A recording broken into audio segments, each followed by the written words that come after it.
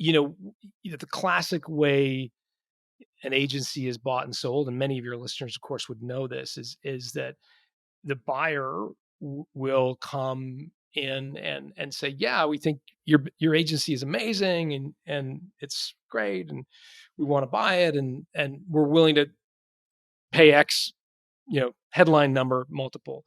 And then when you get underneath the covers of that multiple, it's really, you know, 40% upfront and 60% tied to a fairly elaborate uh, earnout component where you're becoming a sort of employee in a larger agency. which you don't control. You don't control, and so that can be really challenging for lots of different reasons. So I think the other model that is reasonably common these days, in particular in like ad tech and some of the more tech enabled services, SEO managed services and so forth, is you're seeing private equity companies do roll ups among agencies, and again, mostly in the ad tech world. They have a different model where usually it's less about an earnout, more about an equity role. And those two things kind of sound similar, but they're actually fairly different legally. In an equity role, you're agreeing to sell your agency, but instead of getting 100% of your money, you get, say, 60 or 70% of your money, and you're asked to roll the other 30 or 40% into equity into the entity that is established to own your agency. And that's a different structure. It's got pros and cons, but it's something to be mindful of as you approach the sale. Is the transition they're proposing an earnout or an equity roll? And those two are fairly different in their structure. Yeah, I was telling you on your show, everyone check out Built to Sell podcast. Earnouts cost you millions.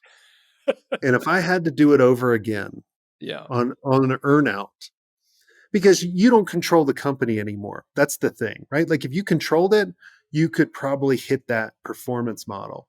So what I would do different if I was going to sell, like I would be happy with the cash I get up front, first off, and just expect something's going to happen that right the next part doesn't happen.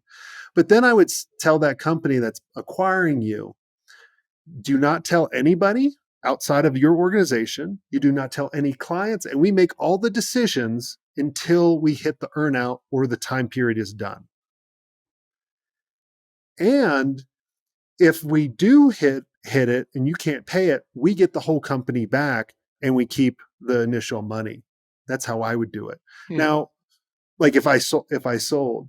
Now, in the past 2 years, we've bought 10 agencies doing the same strategy that you just talked about, John, of going, you're taking some cash off the table, which is always good, right? Because you don't know Sure. what the future is going to Absolutely. provide. Yeah. Yeah. And then we're giving them equity into a company that's much bigger. Like we're a little over 8 figures in EBITDA now, right? So their valuation is much. But I also tell everybody that we buy, there's no guarantee. The company could go away tomorrow because there's so many moving pieces, out there.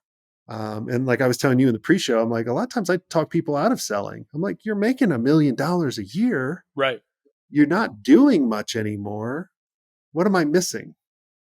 Yeah, no, for sure, for sure. I think you're right. I think equity rules can be great because yeah, in an equity rule, when you do a majority recapitalization, let's say it's a 60-40 majority recapitalization, so you sell 60% of your shares and you put some money in your jeans, and that's really yours.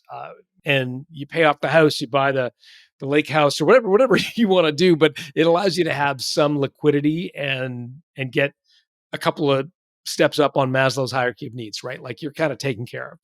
And that also enables you to kind of swing for the fences a little bit, right? Like if you've got basic requirements, you're not relying on this business to fund everything in your world, then you can take a few swings for the fences, right? Like you can, and so that's exciting. The portion of your equity that you roll, as you let folks know rightly, it's at risk, right? Like it's at risk, and you just have to kind of be aware of that. And you're also kind of along for the ride in that you're the minority shareholder now. So when push comes to shove, you don't get to decide the big things. If there's a real like loggerheads, if something really comes to loggerheads, you don't have the trump card anymore. And so you have to be comfortable with those trade offs, right? And I agree with you.